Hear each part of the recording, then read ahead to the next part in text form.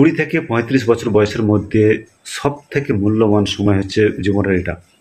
কারণ একজন স্টুডেন্ট বলেন বা একজন যুবক বা যুবতী বলেন, তার জীবনের ফিউচার কোন দিকে যাবে, তার জীবনে আশা কতটা দূর হবে, তার উপর ডিপেন্ড করে এই 20 থেকে 35 বছরের মধ্যে।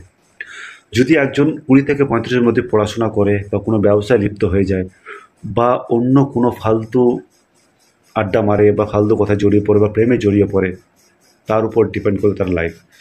কারণ একজন স্টুডেন্ট সে এই 20 বছর বয়সে সে তার পিক আপ টাইমে তার সার্ভিসের জন্য বা ব্যবসার জন্য সে তার পড়াশোনা করে এবং সে তার পরবর্তীতে সে তার এস্টাবলিশ হয়ে যায়। কিন্তু একজন যুবক যদি সেই মূল্যবান সময়টাকে সে যদি ঘোরাফেরা আড্ডা বা ফোনে ব্যস্ত হয়ে যান, তাহলে তার লাইফটা সারা জীবনের লাইফটা নষ্ট হয়ে যাবে। তার সাথে তার ফ্যামিলি, তারা বাচ্চা কাচ্চা পুরো লাইফটা তার ধ্বংসের পথে চলে যাবে। তো বন্ধুরা, এই যে 20 থেকে 35 যে বছরটা, এই বছরটার মনে অনেক কিছু করা উদ্যোগ আসবে, ঘুরতে ইচ্ছা করবে, কারো সাথে লড়তে ইচ্ছা করবে, কারণ এই সময়টা পুরো হরমোন চেঞ্জ হয়, একটা আলাদা আত্মবিশ্বাস চলে আসে। তো এই সময়টাকে ভালো পথে ভালো কাজে লাগাতে হবে।